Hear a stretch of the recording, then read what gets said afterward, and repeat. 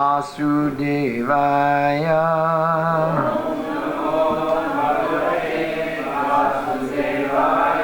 Om Namo Bhagavate Vasudevaya.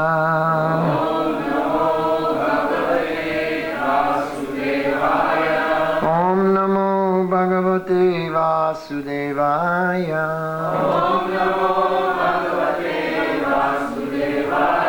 Narayanam namaskritya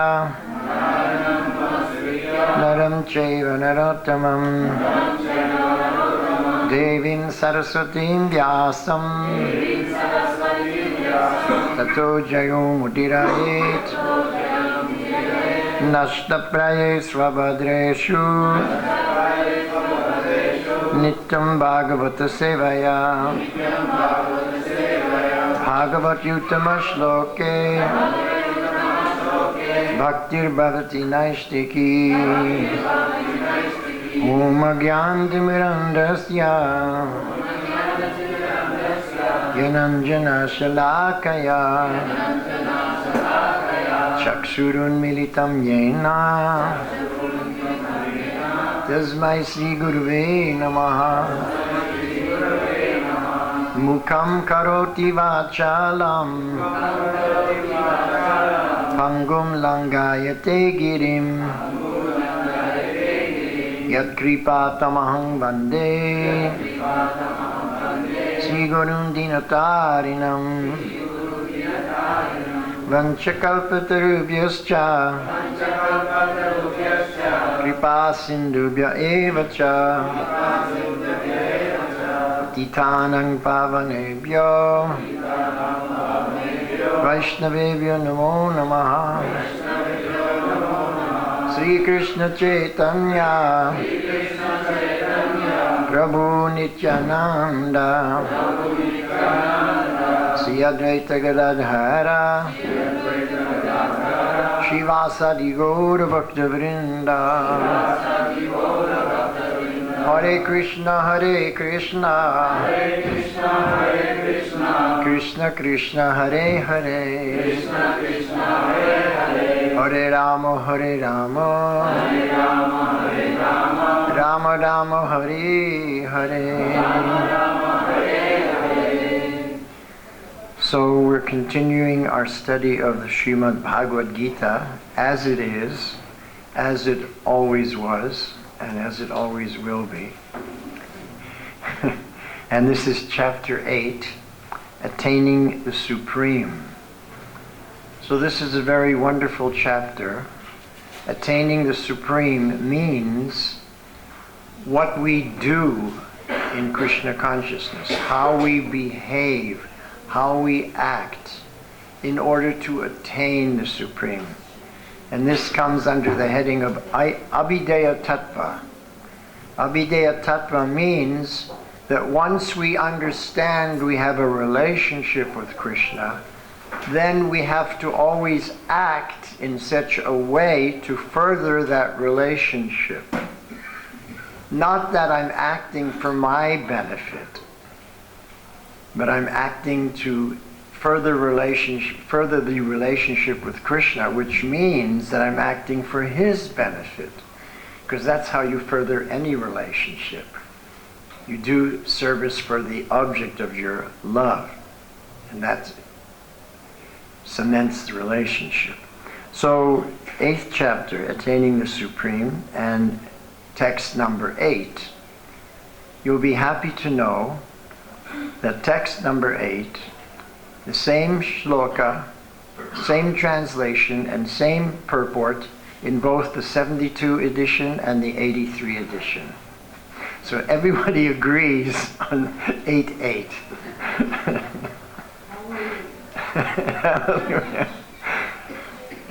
So repeat after me, please. Abhyasa yoga yuktena Chetasananyagamina Paramam Purusham Divyam Yatti Parthanuchintayan Abhyasa Yoga Yuktena Chetasananyagamina Paramam Purusham Divyam Yati Partanuchintayan Abhyasa Yoga Yuktena Chetasananyagamina Paramam Purusham Divyam Yati Partanuchintayan Abhyasa Yoga Yuktena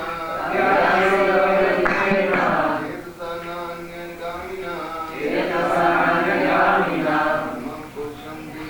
Paramam Purusham Divyam Yati Partanuchintayan Abhyasa Yoga Yuktena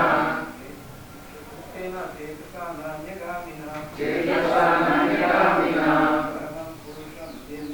Paramam Purusham Divyam Yati Partanuchintayan Abhyasa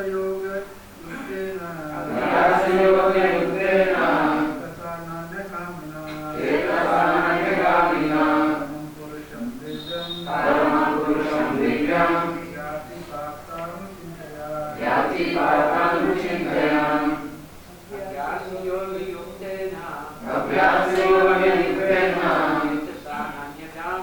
Chetasananyagamina Paramam Purusham Divyam Yati Partanuchintayan Vaishnavis. Yeah, Vaishnavis. Abhyasa Yoga Yuktena Chetasananyagamina Paramam Purusham Divyam Yati Partanuchintayan Abhyasa Yoga Yuktena Chetasananyagamina Paramam Purusham Divyam Yati Partanuchintayan Abhyasa Yoga by practice. Yuktena being engaged in meditation. Cetasa by the mind and intelligence. Na anyagamina without their being deviated. Paramam the Supreme. Purusham personality of Godhead. Divyam transcendental. Yati one achieves. Partha O son of Pritha. Anuchintayan constantly thinking of. Translation by His Divine Grace A.C. Bhaktivedanta Swami Srila Prabhupada. He who meditates on me as the Supreme Personality of Godhead, his mind constantly engaged in remembering me, undeviated from the path, he, O Partha, is sure to reach me. Responsively, please. He who meditates on me, as the Supreme Personality of Godhead, his mind constantly engaged in remembering me, undeviated from the path, he, O Partha, is sure to reach me. Srila Prabhupada's purport. In this verse, Lord Krishna stresses the importance of remembering Him. So this is smaranam, remembrance. So Krishna is stressing the importance of smaranam in this verse.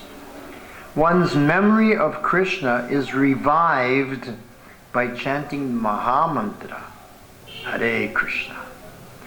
By this practice of chanting and hearing the sound vibration of the Supreme Lord, one's ear, tongue, and mind are engaged.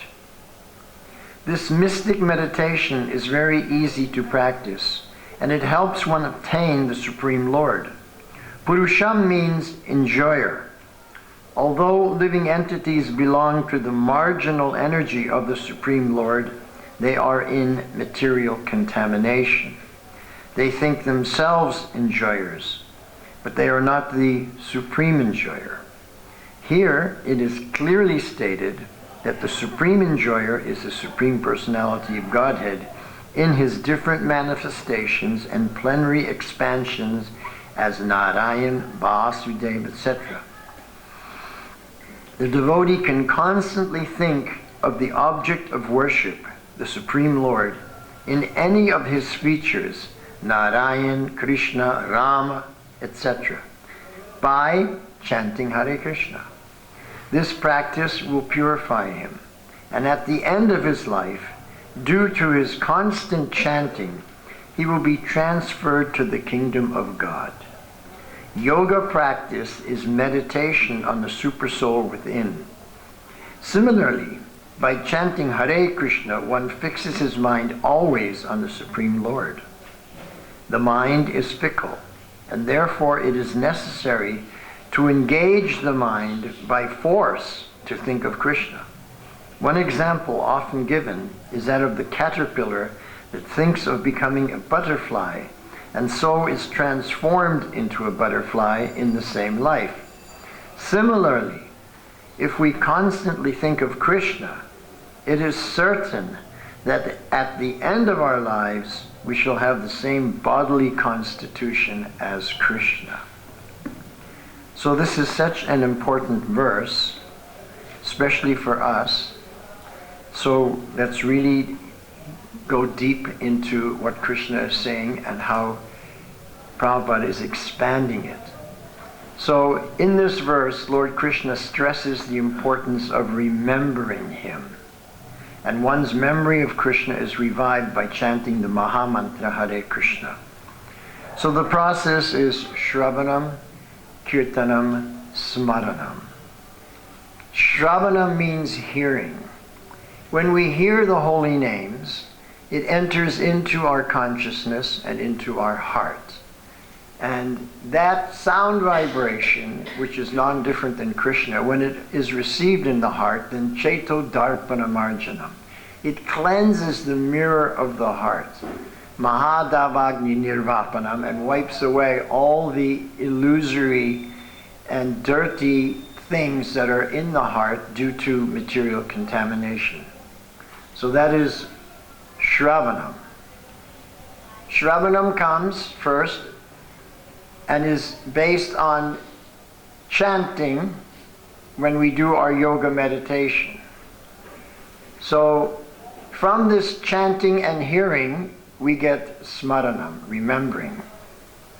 So abhyasa. Abhyasa means practice. Abhyasa yoga, yuktena.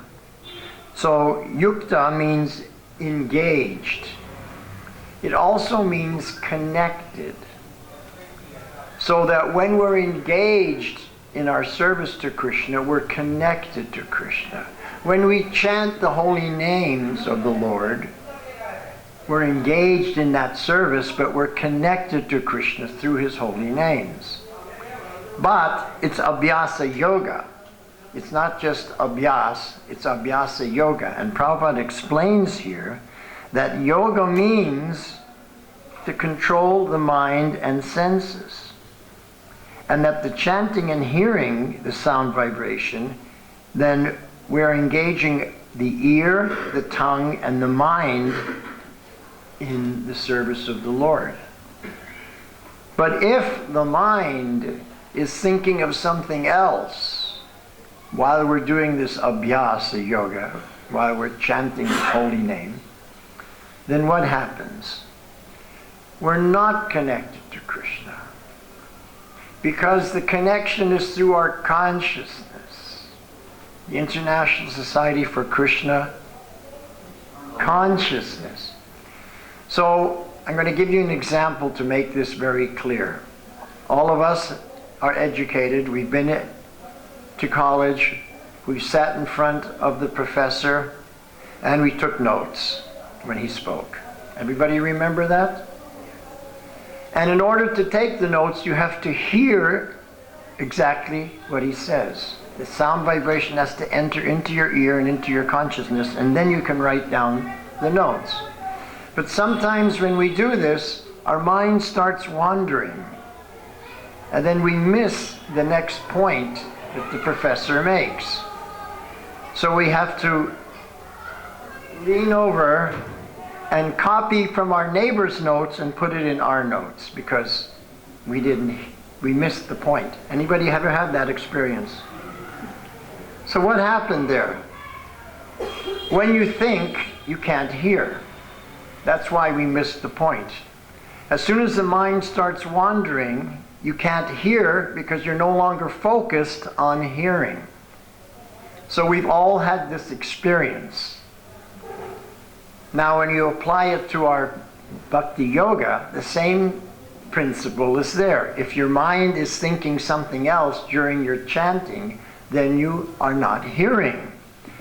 And the same thing happens. The sound vibration, the mantra does not enter into your consciousness and therefore doesn't go to your heart, and therefore Cetodarpana Marjanam is not taking place. And that's why we see in the beginning people make rapid advancement, and then they just taper off and they just stay in the same place for years on end because they're not controlling their mind. And Prabhupada says here very clearly that yoga means controlling the mind. Yoga practice is meditation.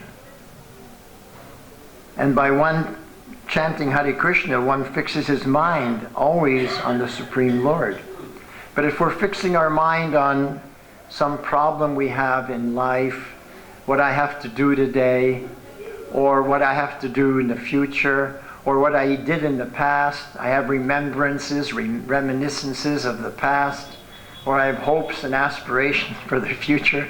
If that's what I'm thinking about, then I'm not hearing. And when you don't hear, the sound vibration doesn't enter into your ear. And then you can't remember. There's no smaranam taking place, and there's no Cetodarpana Marjanam taking place. So let me prove it by your own experience in your own life. Because we chant every day this japa. Now, sometimes we're chanting Hare Krishna, Krishna Krishna, Hare Hare, Om Hare Om, Om Hare Hare. We're really involved in it, and all of a sudden, I come to the Krishna beat. It's the end of the round. But I can't remember getting there. I can't remember chanting that round. How many people have had that experience? Every day, someone said. Okay. So what does that mean? Why can you not remember? The reason you can't remember is because you didn't hear. Your mind was wandering. You were thinking so many different things, so there was no shravanam. Remember means that something went in first, and now I can pull it out. Correct? Is that the definition of remembering? So if something never went in the first place, then we're not going to be able to remember. So I can't remember chanting that round, how I got to the end, because I was thinking the whole time. I wasn't focusing on the hearing. I wasn't even focusing on the chanting. I become expert in automatic pilot, having the lips go and boom, boom, boom, boom, boom when I'm not there. I leave and go somewhere else. I call it time traveling. I either go to the past, somewhere in the present, or I'm in the future. And then I come to the end of the round and whoops, I'm back in the here and now. So now, what do? Do I chant that round? Do I count it as a round chanted? Because if you do, and if this happens a lot, means you're chanting 16 rounds that you never hear. This is not the Abhyas Yoga. This is not the practice of Bhakti Yoga. So, Abhyas Yoga Yuktena, Krishna says, by practicing this yoga of hearing and chanting, Yuktena, by being engaged in that practice, we become connected to Krishna. But if we're not home when the chanting's going on, knock knock, anybody home? No? I didn't hear it. I wasn't there. That's why I didn't hear it. I was time traveling. So then, I'm missing out on the great opportunity. Because by this practice of chanting and hearing this sound vibration, it's a mystic meditation. And it helps one to attain the Supreme Lord. So, here's something else that's very interesting.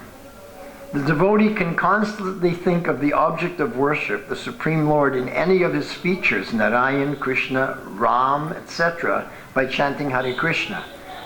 So by chanting Hare Krishna mantra, we can relate to Krishna in that form that is most attractive to us.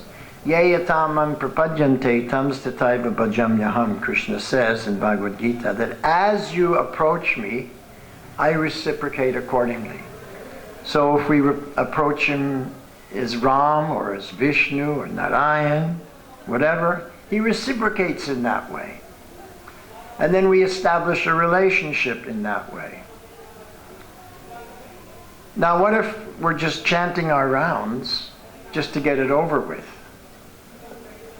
How many people do that? Hare Krishna, Krishna Krishna, Hare Hare, Hare Ram, Ram Ram, Hare Hare. Finish the 16 rounds. Now I can do something I really like. Anybody ever had that experience? So, I don't think that's the recommended way to establish a relationship with anybody, what to speak of Krishna. So if we want to establish a relationship with Krishna, we really have to put Krishna at the center. So here Prabhupada says, and it's very interesting, he says, the mind is fickle. And sometimes, therefore, it is necessary to engage the mind by force to think of Krishna. That means we have to drag the mind back from his time traveling, drag him back from the past, back from the future, and to the here and now, and engage in this chanting wholeheartedly, with full consciousness. Because the way that we've been chanting is offensive. Now, when I first joined this movement, I was very carefully chanting Hare Krishna, Krishna Krishna, Hare Hare, Hare Rama, Rama Rama, Hare Hare, as a meditation. But after a few years passed, I kind of lost that focus.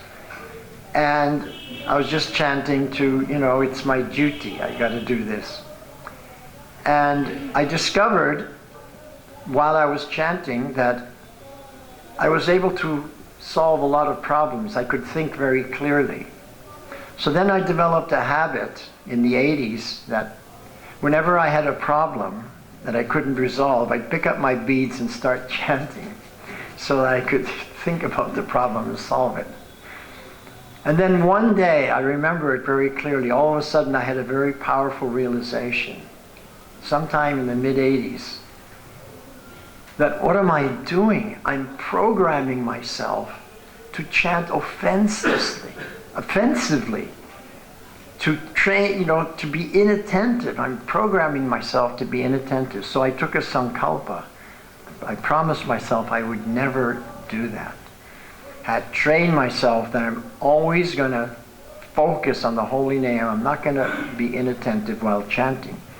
Because of the 10 offenses, this is the 10th offense, to be inattentive while chanting and to maintain material attachments, even after hearing so many instructions on this matter. Still, I'm inattentive. And why am I inattentive? Because I'm maintaining my material attachments to the past, to the future, something in the present. that I'm thinking about. But the spiritual attachment is the connection to Krishna. So in the beginning, we have no relationship with Krishna. Then we meet the devotees, and they show us the path of Bhakti Yoga. And they show us the process, abhideya, what to do, how to behave, how to act. Now that you understand you have a relationship with God, and we established a connection. This is a connection. But this is just the one step, because what we really want is union. We want to be united with Krishna. So we want to go beyond this, just the connection. We want to go to the union, because yoga means union. So,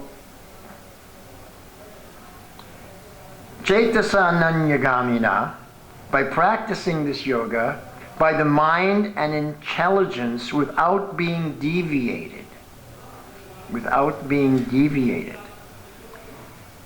having the mind time traveling, but in the here and now, fixed on hearing that holy name.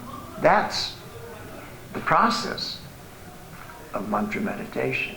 That's the process of Bhakti Yoga given to us, coming from Parampara through Chaitanya Mahaprabhu, through Srila Prabhupada, to us directly.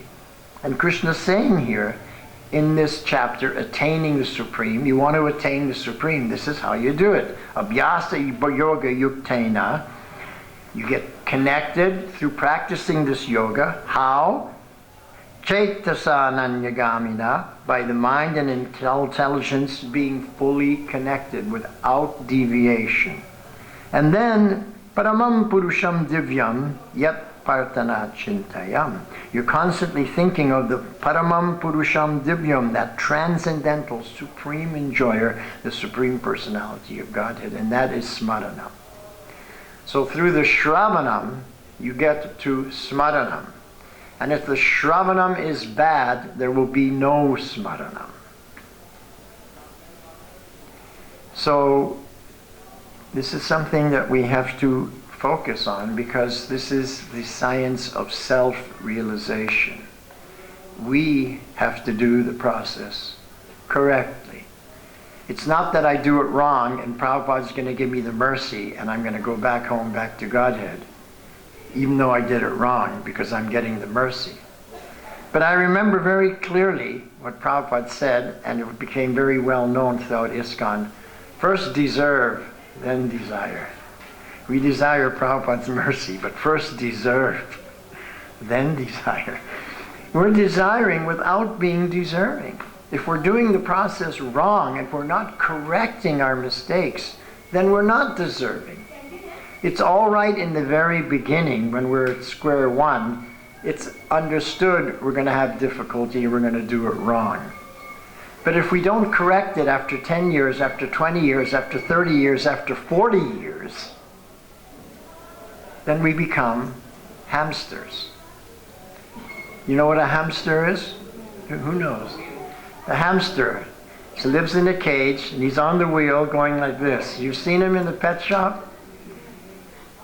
He's working very hard, but he's going nowhere. He's staying in the same place. He thinks he's going somewhere, but he's staying in the same place. And what is that wheel called? Samsara dava nalalida loka tranaya karuna ganaganatma. It burns like fire.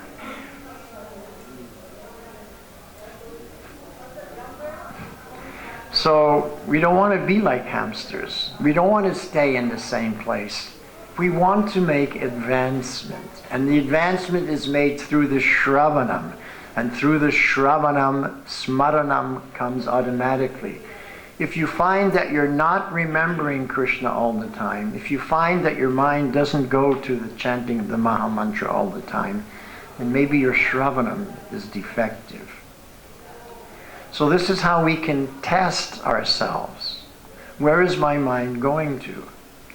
When I'm chanting the Maha Mantra, my japa, let's say, is my mind going to Krishna Lila, or is the mind going to my Lila? How many people, when you chant japa, your mind is totally absorbed in Krishna Lila? How many people, their mind is absorbed in my Lila? Okay, so we're doing it wrong. We all agree there. So now, let's do it right. So Prabhupada says the mind is fickle, and therefore it is necessary to engage the mind by force to think of Krishna. So we have to drag the mind back. We have to become conscious that we're unconscious. We're unconsciously chanting the Maha Mantra. We have to become conscious that we're unconscious. And these realizations came to me because of what Prabhupada explained in one lecture in Los Angeles in '75. He said, and this caught my attention because he said something I'd never heard before. He said, don't be Krishna unconscious. We're Krishna unconscious. We're doing everything just automatic pilot, by rote, automatically. I've trained my body to chant 16 rounds without me being there, without hearing anything. It just goes automatic, boom, boom, boom, boom, boom.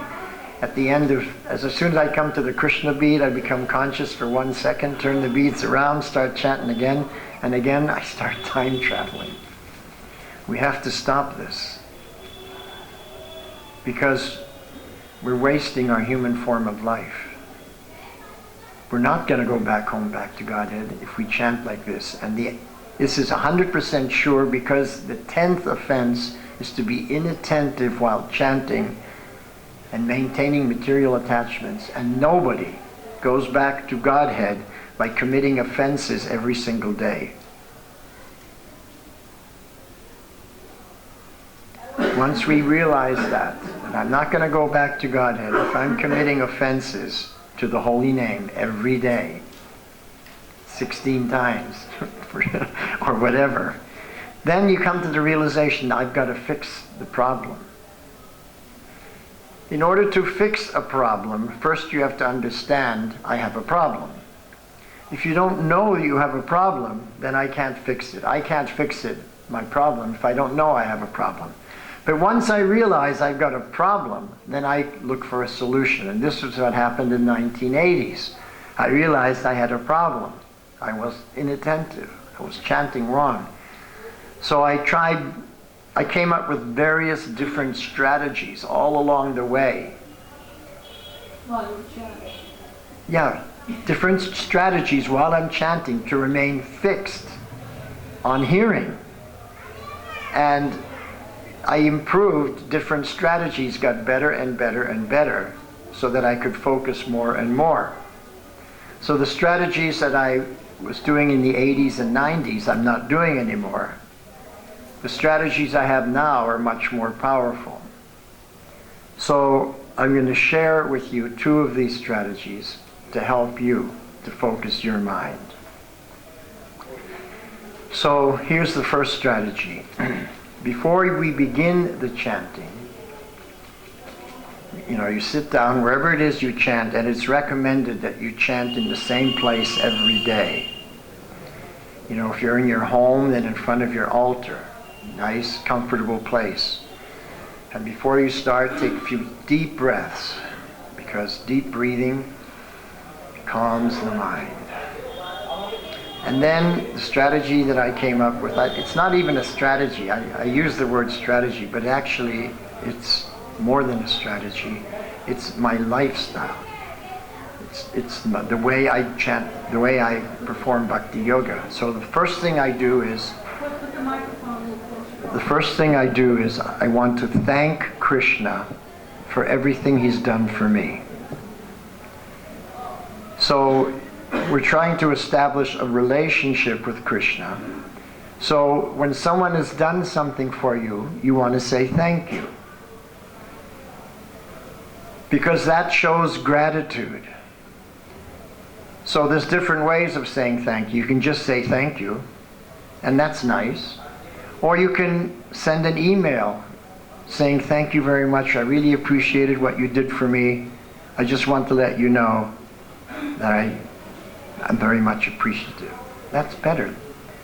But even better than that is going to the Hallmark and getting a card saying thank you. Sign it and give it to that person. That's even more personal. But even better than that is making up your own, you make your own card. You get some artistic materials or whatever, paper and colors. You write your own poem and say thank you, and you give it to someone. Their heart melts. You really are appreciative. You're really showing gratitude. So I was thinking, how can I show gratitude to Krishna? Not just by saying thank you, but let him know I really appreciate everything he's done for me.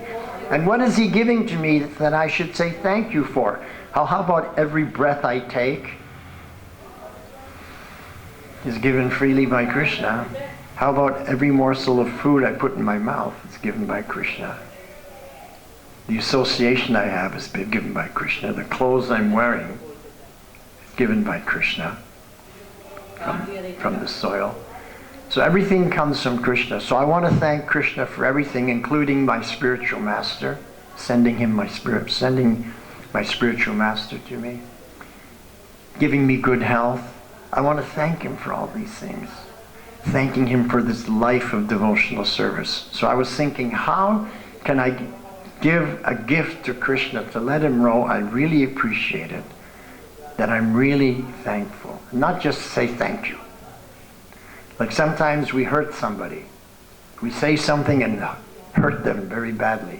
And we go back and we say, oh, I'm sorry. And we think that just by saying I'm sorry that the pain goes away. No. So just saying thank you for me wasn't enough. So I thought what I'll give to Krishna as a gift to show him that I really am thankful is I'm going to offer him an offenseless mantra with pure intent, full of devotion, full of love, full of care and concentration. And so I meditate on thanking Krishna for everything. My eyes close and I chant with so much feeling as a gift to Krishna, because my song, my mantra, the offenseless mantra is my gift. So I chant Hare Krishna, Krishna Krishna, Hare Hare, Hare Rama, Rama Rama, Hare Hare. So that's what I did. And then I chant around normally. But then I had another realization. Why don't I do this at the beginning of every round? So at the beginning of every round I say, thank you, Krishna. And I chant and I offer an offenseless mantra. Hare Krishna, Krishna Krishna, Hare Hare. Hare Rama, Rama Rama, Hare Hare. So now you're chanting 16 offenseless mantras every day. Now how many people have heard or read in Shastra that if you chant the holy name of the Lord just once in your lifetime, you can get Krishna Prema? How many people have heard that? So now you're doing it 16 times every single day. Is that a good strategy? Is that a good thing you want to implement in your life? You like this? Yes or no? Okay. So when you do this, what happens is you start making rapid advancement. And you start experiencing what you experienced when you first came to this movement. So I want to give a caveat, a warning here, that by doing this, you're going to lose all taste for everything material. You lose taste for the cinema, for the music, for mundane things. So if you don't want to lose that, then don't do this method. But if you're prepared to give up everything material and just go for it 100%, then this method is going to get you there. But then what happened was, I was thinking, well, what about the rest of the round? I can't chant my rounds like that every single mantra, because that would take, maybe 6 or 7 hours. So I needed to come up with plan B of this new way of chanting. And so I asked Krishna to help, and he inspired me this way. So this is what happens after you chant the offenseless mantra at the beginning. You want to learn how to control your mind so that you can hear everything, so that Chaitomarjan Darpanamarjanam takes place, and so that Smaranam happens, that you'll always remember Krishna. So this was the next thing we do. We have the recording of Srila Prabhupada chanting japa. So we put that on. And we learn to chant japa exactly synchronized with Prabhupada. Hare Krishna, Krishna Krishna, Hare Hare, Hare Rama, Rama Rama, Hare Hare. Exactly. Not faster, not slower. Exactly. In sync. Now, if you practice this, within a day or two you can do it. Now, why do we want to do it completely in sync? There's a reason. Because as soon as you start thinking, as soon as your mind begins to wander, you lose the synchronization. And then immediately, boom, you realize it. You're conscious. I'm thinking. You stop it immediately and get back in sync. You understand? So this gives us an instant recognition that we're starting to deviate, the mind's starting to wander, and we can get right back in sync with Srila Prabhupada. So this is training the mind. Because there's only two possibilities. Either you control your mind, or your mind controls you. And the conditioned souls, the mind controls us. As conditioned souls, the mind is controlling us. Now we want to get out of the conditioned condition and into the transcendental. We've got to learn to control the mind. So in the conditioned state, Krishna says, the uncontrolled mind is your worst enemy. But for the transcendentalist, the controlled mind is your best friend. So we want to control our mind, and this method is how to control the mind. We stay completely in sync with Srila Prabhupada. It's training the mind to do what I want. Because even though I want to sit down and hear the holy name, the mind has a different idea. The mind wants to wander. The mind wants to think about this and that.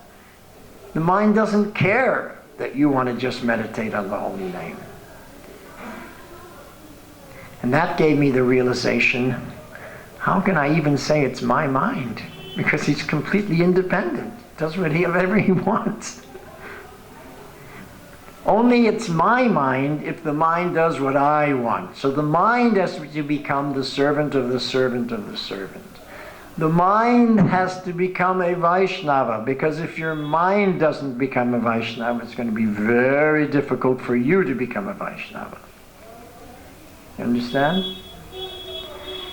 So this is how to control the mind. But something else happens along the way. While we're doing this synchronized chanting with Srila Prabhupada, I'm not only hearing my own chanting that's going into my consciousness and purifying my heart, but I'm hearing Prabhupada's chanting that's going into my consciousness and purifying my heart at the same time. So the purification is increased unlimitedly by focusing and hearing on Prabhupada's chanting at the same time, simultaneously. Now, once we develop this habit, this training, this method of chanting, we're going to skyrocket our advancement. We're going to shoot up like a rocket, make advancement. So there's three ways of making advancement. One is you climb up the stairs, step by step. But what happens after 4 or 5 flights? You get really tired and you can't go any. Try and climb up to 108 flights. Very difficult when you walk. It's much easier to take the lift. Just get in, press the button. But even faster than the lift is to take a rocket. Back to home, back to Godhead. Or a flower airplane. So this is the method, my latest method, for focusing the mind and chanting the holy name so that the Shravanam becomes first class. And when the Shravanam becomes first class, the Smaranam becomes first class. And therefore, abhyasa yoga yuktena chetasananyagamina, that process is fulfilled. That we're practicing, we're meditating with mind and intelligence without being deviated. Now we're following the instruction of what Krishna is saying here. He who meditates on me, his mind constantly engaged in remembering me, undeviated from the path. And how do we remember Krishna? Paramam Purusham Divyam, he's the transcendental supreme personality with whom I'm trying to establish a loving relationship with. Right? Is that why we're chanting? Or am I doing it because for my own benefit, so I can get out of Maya, so I can develop mystic powers, so I can become famous and get honor and distinction and adoration? No, we're doing it to establish a loving relationship. So, just recently, Jamuna Devi, her book came out. 2 volumes. Anybody seen that? Her samadhi is over here in the Goshala. So, in his book, Tamal Krishna wrote in his book, Servant of the Servant, that in 1970, when he was traveling with Srila Prabhupada, Prabhupada remarked to him that our Jamuna Devi, she's already at Bhava Bhakti. In 1970, Jamuna was at the platform of Bhava.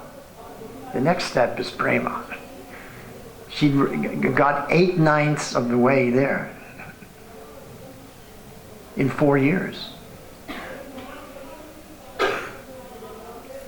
So then when she was living in Vrindavan, in the very beginning when we just got the land, her and her husband were the first 2 here.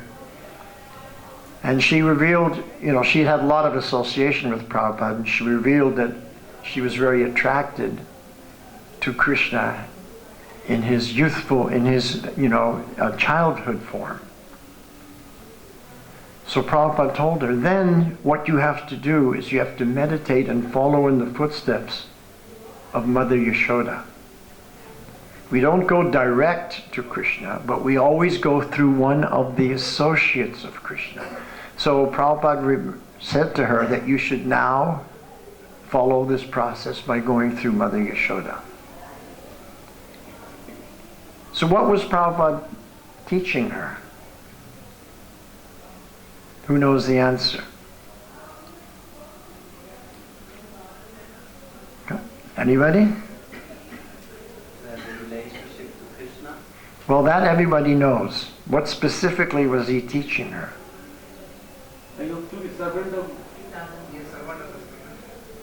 That everybody knows. That's the first thing you learn. He was teaching her Raganuga Bhakti. That's Raganuga. You follow in the footsteps of an associate of Krishna. So for the rest of her life, that's what she did on the instruction of Srila Prabhupada. So Prabhupada says here, the devotee can constantly think of the object of worship, the Supreme Lord, in any of his features. And this practice will purify him. But if we want to go to Goloka Vrindavan, we have to take shelter of one of the eternal associates and follow that. So Prabhupada didn't say, you follow in my footsteps. He said, follow in the footsteps of Mother Yashoda.